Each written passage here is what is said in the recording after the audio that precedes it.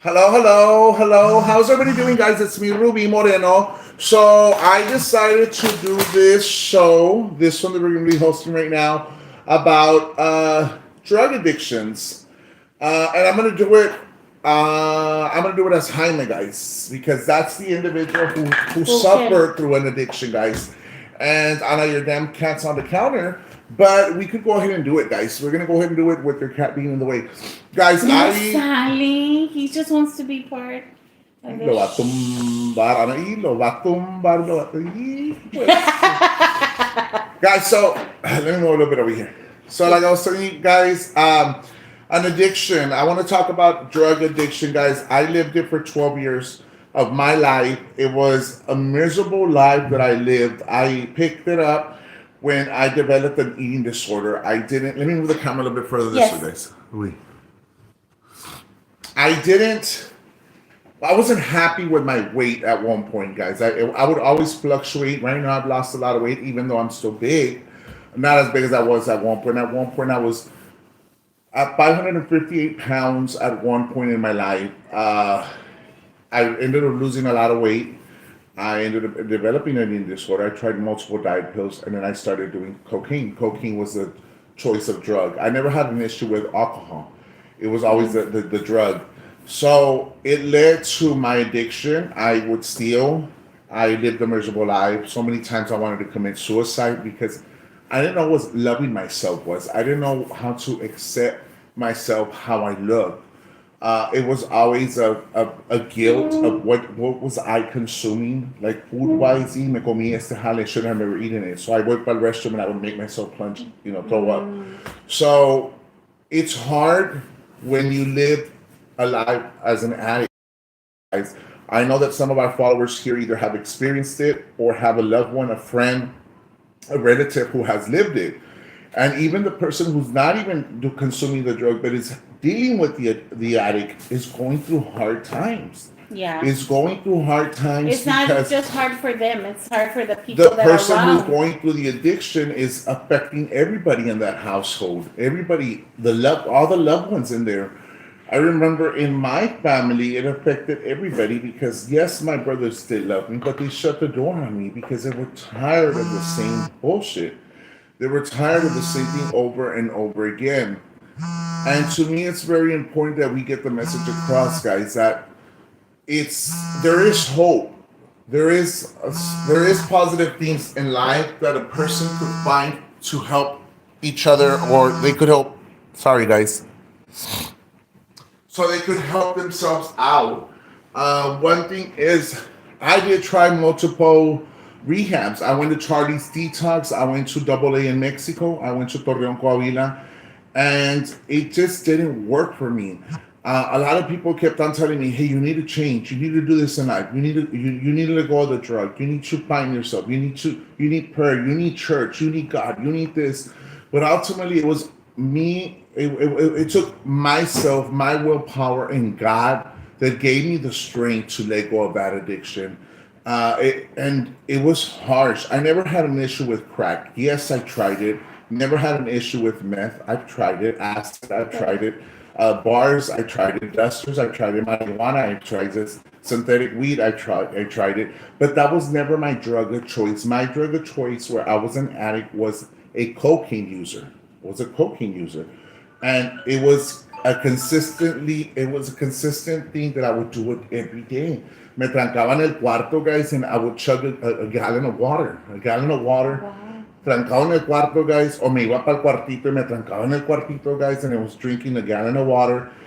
And it's like, what am I doing? And at certain points, guys, I tell you with sincerity that there was times where I would listen to praise and worship. I would listen to praise and worship because I felt God wanted me to change, wanted me to change into a better person. So I'm here listening to shout to the Lord, all the earth, let us sing. So I'm here singing praise and worship and sniffing cocaine. And I was like, Yeah. what am I doing? Like, it's a message that God was speaking to me because I remember I would Mhm. cry when I was doing it.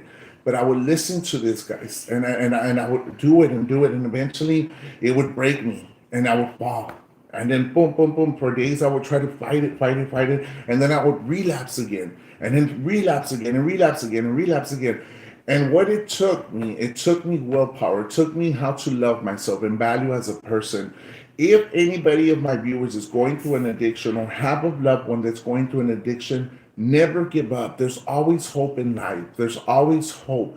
Ya cuando ya no tienes oportunidades es cuando ya estás muerto, Yeah, right? cuando ya estás en el post. Right. So una persona que tiene una adicción no es una mala persona. A person who has an addiction is not a bad person. It's a person that's struggling with himself, guys. It's a person who's trying to find himself. A person who has an alcohol issue is not a bad person. A person who has an eating disorder that plunges on food that it's not a bad person. I don't think you should identify a person because they're going through an addiction.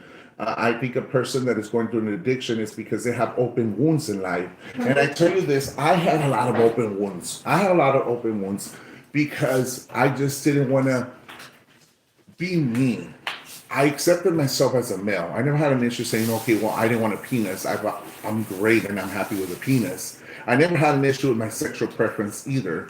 My issue was basically because of my weight. My issue at one point, I was able to accept myself. I've lost 147 pounds in a year and a couple of months this time around, but it's still not good enough. There's times where I still struggle with, like, oh my God, am I eating too much? Am I doing this? Am I doing that? So it's an everyday battle for me, for myself. And I know that I might have some viewers here that might relate to my story or might relate to somebody that they have as a brother or sister or a friend who's going through an addiction. And dábamos lástima because I andaba pidiendo pa un cigarro. I didn't have a car. I didn't even have a work at one point. I was stealing left and right. Can you read this comment and answer it? What advice do you have for someone who lives with a drug addict? The advice that I give somebody who is living with a drug addict is also going through the same thing. It's also hurting. It's also facing hard times. It's also breaking down. And the advice that I give them is just to be patient with the person who's going through an addiction. Understand the person. You have to use sort of reverse psychology to help somebody out that's going through an addiction. Cuando una persona le dice a otra persona, hey, que eres drogadito, que no vales verga, que eres ratero, que eres de lo peor, me agüitas and all this stuff, you're only hurting that person more that's going through an addiction. Remember this, that person is already hurting. That person's already going through so much that you have to go in there with a humble heart and ask them, or even tell them, I love you, I care for you. There's still more in life. Rather than you attacking the person y decirle pendejada y media, because no vas a llegar a nada. You're not going to be able to resolve the issue like that. I gained 20 pounds because I was injured in December, so recovering but eating because I'm at home. Yoli, and that's becoming, maybe you're facing depression, maybe you're facing anxiety or something's going in your life that you're going through hard times with that injury. You're trying to get better, but you're finding ways to make me feel better. We have, yes, patience is a key. Cannot give up. I believe in prayer. Prayer is very important. My mother would always pray for me, guys. My mother would always pray for me. My mother would ask God for me to change. And it took 12 years of my life for me to change. And it's now become a living testimony in my life. I don't care what people got to say about me, que si fui drogadito o no lo fui.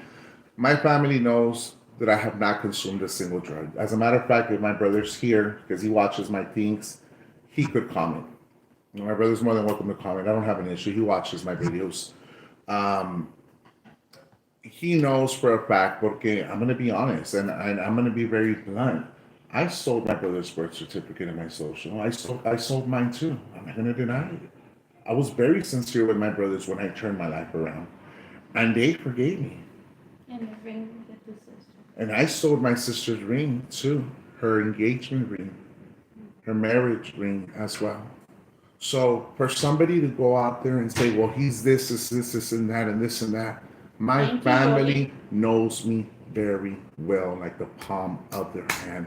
My family knows me to a point that they know that I'm not consuming any single drugs. They know when my eyes were dilating. They know when I was in the shower 20 million times because I was sniffing in there. They knew when I was isolating myself. They knew when I was on social media, when I would disappear for 2 or 3 days. Where the hell is this guy? So they knew for a fact what I was doing in my life.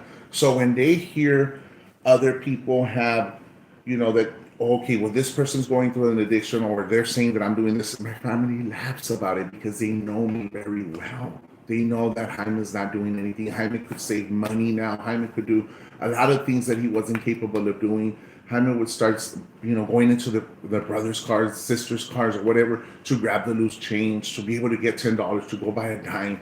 Like, it was a sad situation for my family. I see Leanne put here, I have a 26-year-old son that struggles with an addiction. I wish so much I could help him, but I have faith he will overcome. That's awesome right there. Faith is the key to change. Faith and prayer, guys. Uh, my sister-in-law would steal from us and close family. It was hard, but we never turned our backs on her. It took her to have a baby to change. Wow. And yes, guys, it's gonna take a lot for people to change. My life was like a roller coaster. When I enlisted myself in the military, it wasn't because I wanted to go. Honestly, I would never participate in ROTC. I did it because I wanted to better myself up. I did it knowing the fact that I had just gotten out of rehab from Mexico, from Double A. I came back here, boom, vámonos. And I did it because I wanted to escape reality. I didn't want to be me. I wanted to leave because I knew what was I facing. At the end of the day, I ended up going AWOL. I went AWOL at Fort Jackson and came back to the valley. Ya no me regresé, hice pendejada y media. But that was my escape. Like, I did a lot of crazy stuff. I also went to go play international basketball. And then I left with a guy that I was with. I left with him to Corpus. I went to go do public relations with the Corpus Christi Fury, which is an arena football team. So there was a lot of things that I was doing in life that I didn't want to do to escape. At one point, I had gone to a psychiatrist. They thought I had schizophrenia because I was hearing things, telling me things that wasn't there, but I was mind fucking myself because of all these drugs. Me estaba quedando en un viaje. Me estaba quedando en un viaje that I could not get off, come back from it. So they had to give me Celexa and Seroquel, and all this crazy stuff, guys, crazy things that I was putting myself in because of this addiction that I had. My mother, rest in peace, was a prayer warrior. She taught me to pray daily and for each other. Thank Kids, you. I learned from prayer. I pray for everybody. Remember, Jesus loves you. Jesus loves you no matter what. And that is the bottom line. I did some horrible thing when I was active user, but thanks to my mom prayers and me ended up in prison. I got to clean up. Boy, my walking testimony, and now that I'm ready to admit it. That is awesome. That is awesome. Depression can get so bad that you can actually start hearing voices. That is true. I think a lot of people, a lot of people have faced depression, have faced, anxiety or an addiction, or even sadness has led to a lot of things in life. People don't understand what it is to live a life of an addict, not unless you lived it or you lived it with a loved one. And it's a tormenting for the family. My mother would pray every night, guys, and my mother would pray, God, el día de mañana que me recojas a mí, recógeme con tu hijo, because andaba mal, guys, andaba dando lástima, left and right. Similarly, like cocaine can produce a paranoid. Wow. Yeah, I mean, I was seeing things that it wasn't there. I was seeing a shadow that would tell me to do things. I went through church. Church was telling me, it's a demon, it's a demonic thing that's going through your life, blah, blah, blah. But it wasn't that. It was a It drug. was a drug. It was a drug that was making me see things, and I couldn't even shower without looking through a little window because I felt somebody was looking at me all the time. Through that window. Through a little window, I felt something was looking at me. When I would go work out at the canal, I would hear voices at the canal, and it was only me. I stopped going recently to like a year and a half ago.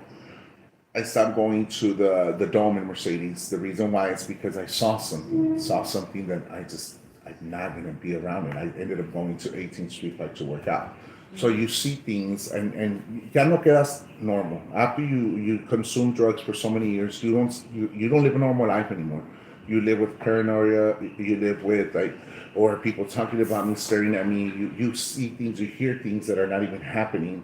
So it's a battle that I fight every day.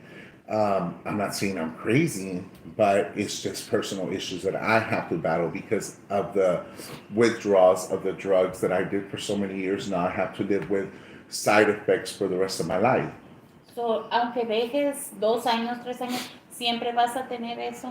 The thing is that these are side effects, Anna, that you Oh. have to live for the rest of your life. You have to be able to cope with it because of the drug usage. You have a chemical imbalance now. Mhm. You're not going to be able to think like a regular person who's never done drugs. Because you destroyed your own brain cells by consuming this drug. You're not going to live a normal life, especially when you did it so heavily for 12 years. My stepdaughter is a heroin addict. Oh, okay, and she had been for 10. She had confronted with her life. She never brings her goodwill. I'm over it with her. She's just wants that life. My boyfriend used to believe shadows were talking to him. Lopez, I understand because I believe shadows were talking to me, and it was just my mind. And it's still a it's a daily battle for me that I don't talk about it to a lot of people, but I'm talking it to you all guys because I want you to understand what it is. ¿Qué es lo que pasa esta Yeah, qué gente? es lo que pasa, qué es lo que sufrimos y cómo batallamos, guys. So for somebody to go out there and make up all these lies that It's you're a doing good this, that you're problem, doing that, it's funny to me. It's funny. No me cala, no me fastidia, because as long as my family knows that I am not the same person as I was before, then I don't have an issue on who I'm gonna try to convince or not convince that I am not the same person anymore. Um, my kids went through a bad depression due to bullying, and it caused them temporary psychosis. This is scary. My husband had an addiction. He would pawn everything. Maria, I pawned things. I Yeah. pawned my sister's engagement rings, her rings. I wrote a hot check for my sister. I stole from my brothers. I was lost. I was a terrible person because the drug had taken over my life. Y se los platico yo a ustedes, guys, so that people could not go tell you my story. I rather be the author of my story and speak with it with facts than somebody come tell you lies about my life. Because I'm not ashamed of what I've done because my past has become a living testimony, and this is how I fight it every day. I look back and I reflect on so many things, so many ways, and so many people that I Yeah. hurt, and so many ways that I hurt myself and lived that miserable life. Is it worth taking that bump and relapsing and going back to the mess that I was? No, because I hurt so much in the past. Rose prayers. Rose for prayers, nephew guys. I just read it right here. Rose prayers for your nephew guys. I'm still living with my son-in-law, and he has changed. He has not met.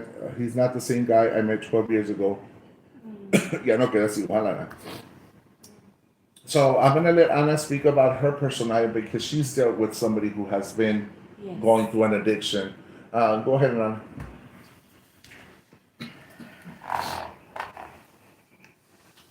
Um, yes, yo no he tenido una adicción de drogas, pero sí he tenido una adicción a comida, pero sí he tenido personas cercas a mí que han tenido problemas con la droga. Um, y es algo bien duro porque se están haciendo daño a ellos y también dañan a la familia. So no, el daño no nomás es para ellos. Like Jaime says, and somebody was saying here, they pawn everything. Ellos, I mean, they're not gonna think twice. Oh, this is my daughters and my son use this TV to watch their shows or whatever. They'll pawn it, or this is their game. I'm not gonna pawn it because no, they're just waiting to see uh, how to get más droga y más droga. Uh, yo viví con una persona que estaba metido en las drogas.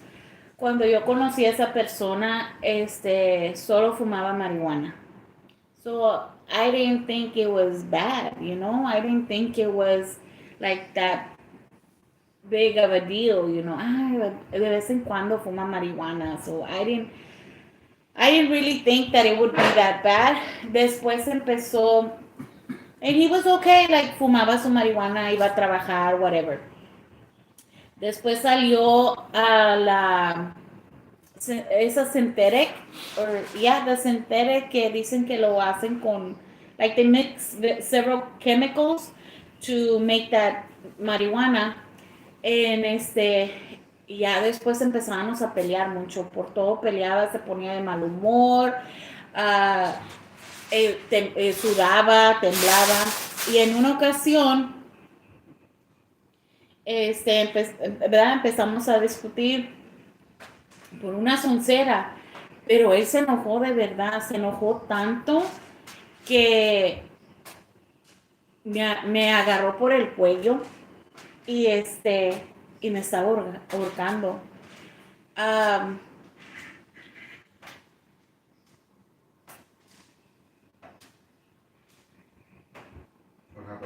um, yo sentía que me iba a morir. Yo pensé que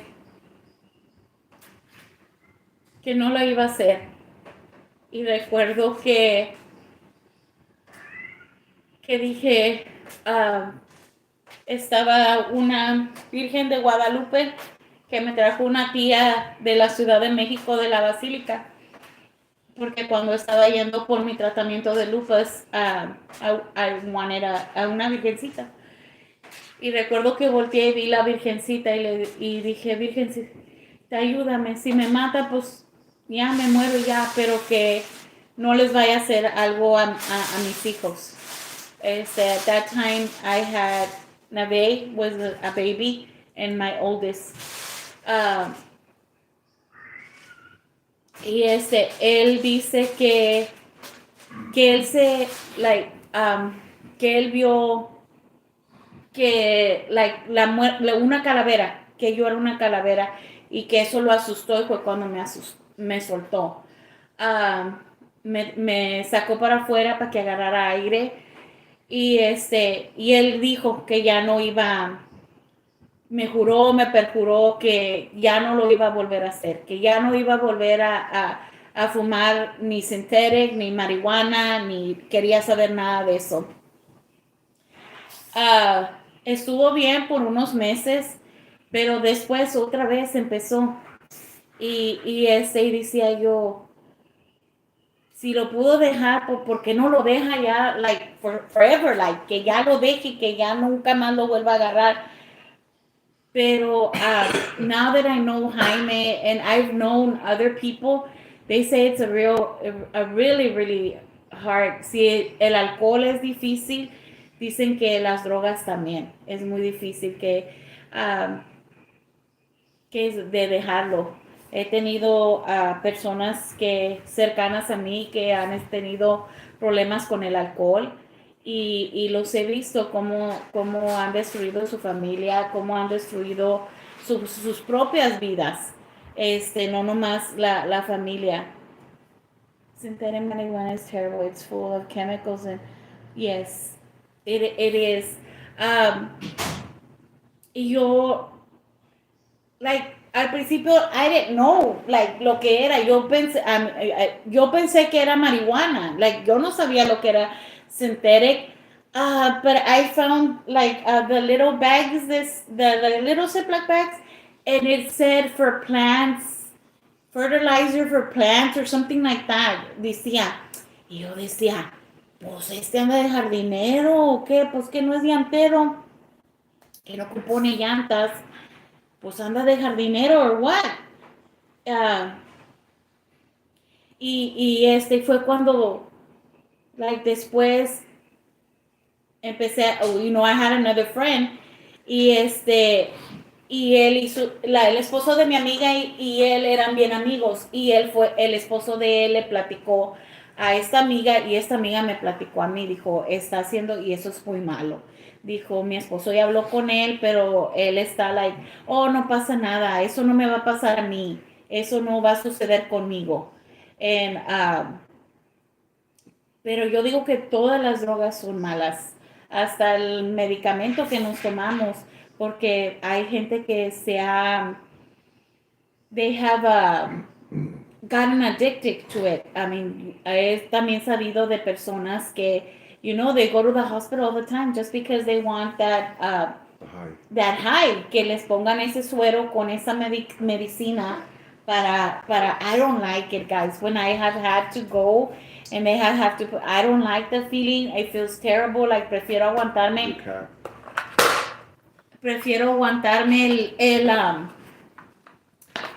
el dolor, like, ya hasta que ya no aguanto, like, porque se siente, I don't like the feeling. So, guys, like, and I was experienced or telling you about her experience. My life has changed. It's been a little bit over 2 years, but I do sometimes regret some of the things I did because it did hurt a lot of people, but I cannot dwell on it.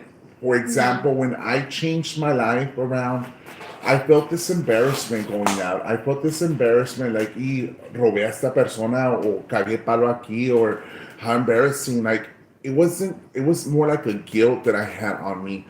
And so until I actually want to give a thank you to this individual, even though this individual hates me.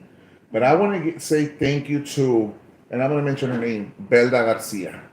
Why do I say thank you to Belda Garcia? Because when Belda Garcia tried to blackmail me with certain things that I had done in the past, and she knew that I had already changed, she wanted to embarrass me and humiliate me with everybody, saying, "Oh, pues you did this," and there was receipts what I had done, guys.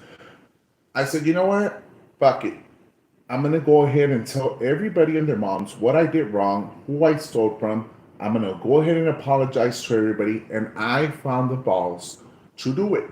But if it wasn't for this lady who wanted to blackmail me and humiliate me and embarrass me as an individual, then I would have just continued living with this guilt, like embarrassed and stuff. Oh, I viene esa persona and did him wrong. So she actually wanted to blackmail me, but gave me the strength and the courage to do it. To So I confront it. thank you. I thank you, regardless of all the bullshit you've done and try to blackmail me and stuff. Well, because of that, I am where I'm at now. I'm able to speak about my testimony. I'm able to share it with people without this embarrassment, without this guilt anymore. But at the same time, just like I said myself at one point, I'm going to embarrass myself, but I'm going to embarrass her too. Yeah. And I did. We both embarrassed each other because, of course, she was my first supplier that I ever had. It was her. So I said, fuck it. I changed my life around. I have nothing to hide anymore. This person wants to blackmail me. Might as well speak about it. And you get that off your chest. So I thank her because of now I am where I'm at and I'm here with you all guys. And I'm here sharing my testimony without an embarrassment, guys. I mean, my husband caught my youngest son smoking weed. I never seen him break down the way he did. My son's heart about fall out. He asked for forgiveness and did it touched. Um, Thank you, Jesse Cantu. I am sorry that it's so heartbreaking. Proud of you, Jaime. Thank you. Continue to give him.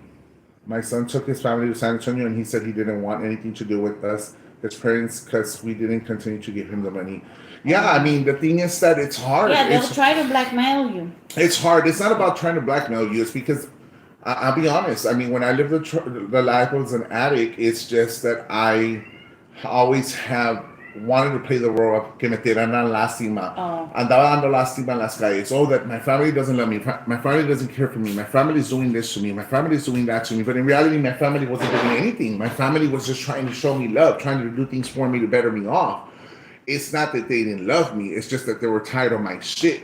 And that's what people who are going through an addiction need to understand that your family loves you, your family cares for you, your family adores you, but it's their bad habits that have actually made your family fall apart because that's what happened to mine.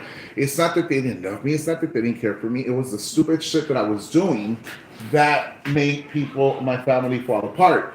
But now we're very close and we are together and we bond and we communicate and we text and so whatever people are trying to feed out there that oh his brother this his brother my brother and I and my family we are perfectly fine because we were able to heal from those wounds that I had caused us.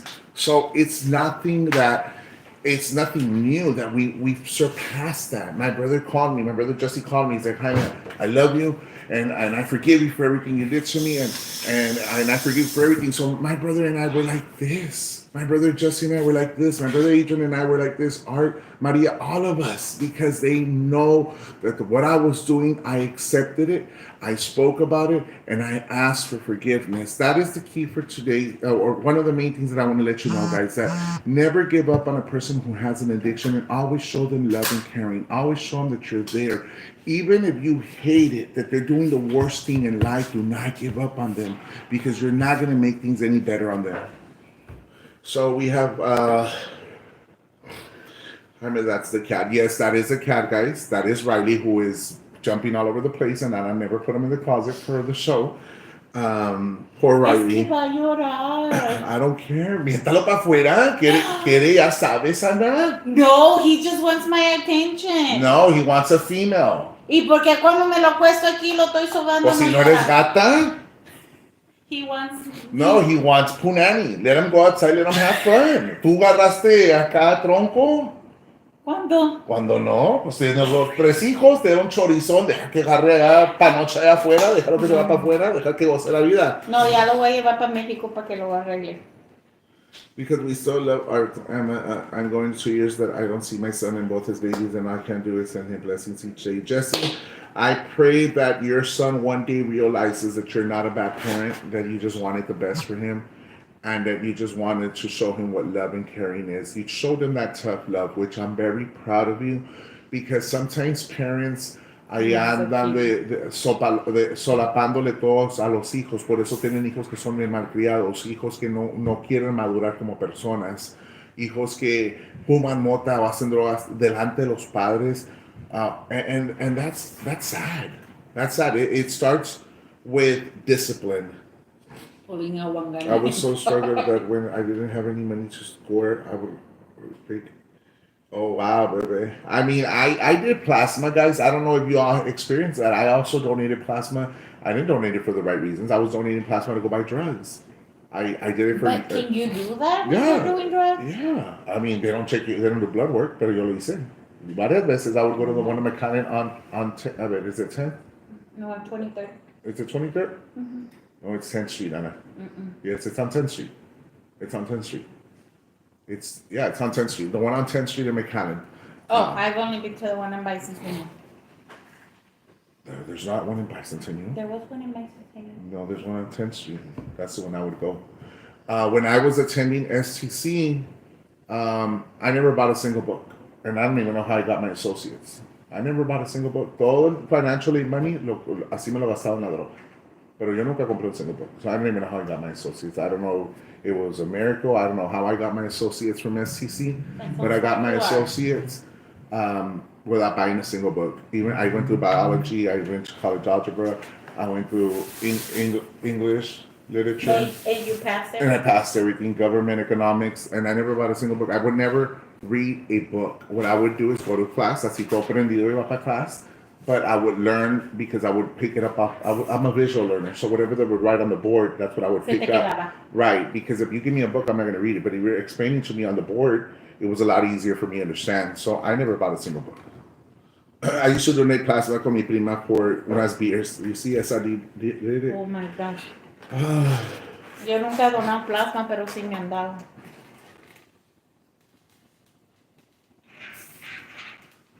So, guys, I do want to thank you, everybody, for being here tonight. Ana still has to have dinner.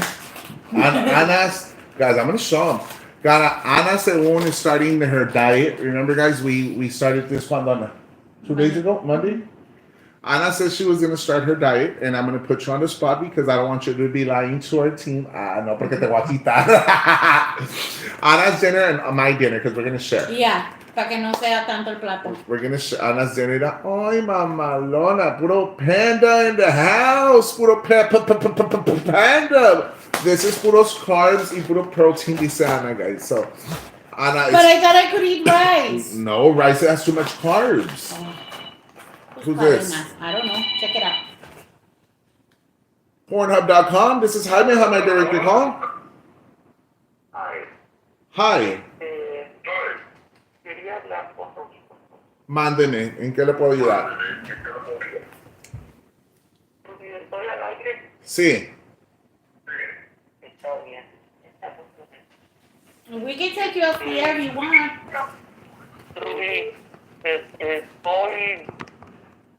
Sí, estoy escondiendo mi voz. Yo todavía No, yo entiendo. no con la familia. Ajá. Antes, No, que la escucho. yo todavía me miro con la familia Moreno. Ok. Ajá. Soy una amiga íntima de Ofelia y de Nata cuando vivía. Ok. Este, yo aquí en Washington vivo en la misma ciudad donde vivía ella. Ajá. Y estoy hablando porque Ofelia, yo era una seguidora de él y a veces todavía miro su show, pero Ok. nadie ha tenido, ¿cómo se dice? Nadie ha podido decir lo que yo sé. Yo sé muchas historias de esta familia y por eso yo quería hablar con usted. Quería hacerlo en privado, quería hacerlo en aire, aquí en vivo. No, señor, al aire, para que sepa todo. Está bien. La Okay. clase de familia que es la familia Moreno. Está bien, usted puede hablar. Ofelia. Ok. Primeramente, quiero comenzar con Pollo, el hijo de Ofelia. ¿Coito? Sí. Es, es cierto lo de Boito. Él abusó sexualmente de una niña y Ofelia amenazó a la mamá de la niña y así no pudo esconder y huir de la... le quiero decir que Nacha cuidaba de niña y por ello sodomizó una niña con una escoba. Nacha estuvo bien mortificada, pero nunca le dijo a nadie, ni a la mamá, nunca. En ese tiempo solamente había unas dos personas que sabían lo que había hecho ese niño. Pero ya con el tiempo y el pasar de los años, ya saben unas cuantas personas más. Pero bien mortificada estaba Nacha cuando Pollo sodomizó a esta niña. Quieren que que le haga translate, so les voy a translate las palabras que me ha dicho, guys. ¿Está bien? Sí, está bien. Bueno, I have a silent viewer. I don't know her. She called us right now just to, hold on. She called us to mention that she is a family friend of the Morenos, that she knew my suegrita for many years. She called to confirm that Goito is a molester, that he molested a little girl, and that Ophelia threatened the mother of the little girl. I believe it was a time where those papers, era cuando los papeles, ¿verdad?, que le habían vendido Ophelia a la señora Virginia.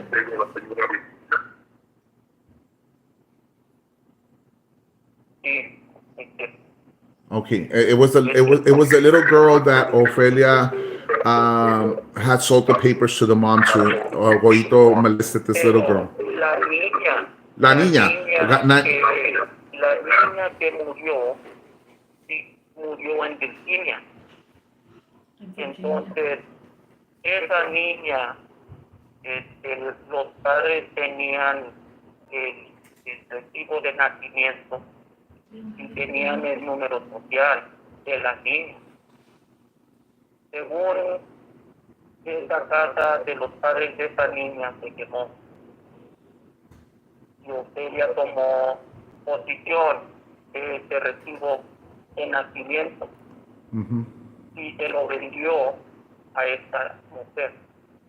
Pero hoy hizo a dos niñas, les puso mano. A esta So she's telling me right now Una that niña, the Goito molested two little girls. No, le estoy explicando a la gente que usted me está contando que Goito violó, molested two little girls. él abusó sexualmente de una niña y a la otra la sodomizó porque Nacha cuidaba a los niños. Y Goyo sodomizó a una niña con una escoba. ¿Sí me está entendiendo?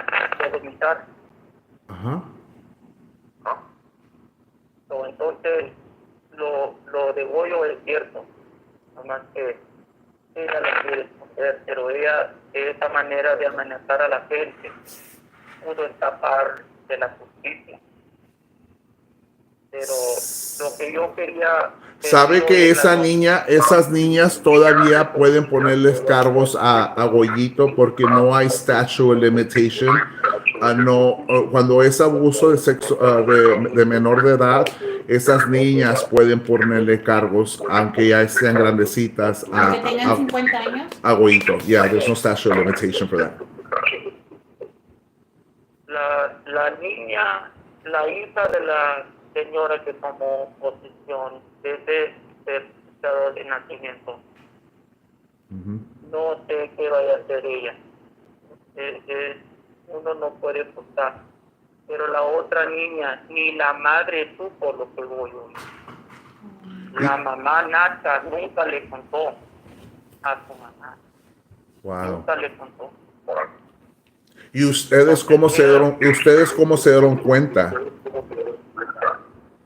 Porque cuando Nacha vivía aquí en Washington, nos contaban, Nacha, mira, en pláticas personales y muy profundas, como le digo, yo soy una amiga íntima, yo creo. Y de esa manera yo me pude dar cuenta. Son cosas que he llevado en mi mente años. Pero la historia que yo quisiera que se saliera a luz es de que Mel, el hijo de Nacha, hermano de Ofelia, se casó con Selma, que es una prostituta. Porque esa mujer, Selma, esposa de Mel, se acostaba con los primos de Mel. Se acostaba con Beto y Eloy Moreno, que vienen siendo hijos de Eleazar y Noelia. Eleazar es el hermano del padre de Ofelia. So, Eleazar es hermano de Ofelia. Ande, Eleazar es hermano de Ofelia. Eleazar es el hermano del padre de Ofelia, del papá. Oh, del papá. Del papá. Eleazar es el hermano. Ok. Sí. Entonces, Selma se acostaba, era la carnada de sus primos. Y Nachita sabía lo que estaba haciendo. Porque cuando estábamos platicando nosotros entre nos, Nacha platicó que Noelia, bien sentida Noelia, le decía que por qué iba a admitir que él le quitara lo que sus hijos despedazaban. Como quiera, Nacha dejó que él se casara con una prostituta. Y aún así, sabiendo Mel que sus primos hermanos se acostaban con ella, él como quiera se casó y tuvo hijos con ella. Y no sale de ahí. Entonces, Le iba a preguntar a usted, porque usted le iba a preguntar a usted, como usted dice que conoce a Ofelia, ¿qué es la historia de ella con María López, que supuestamente era lesbiana, bisexual, a mi suegra? Allegedly. Ofelia vivió con Goyo se casó con Goyo. Pero déjame decirles que Ofelia, antes de los 10 años, ya era mujer usada por sus propios hermanos. Oh my God. Oh my God. Now I understand so much.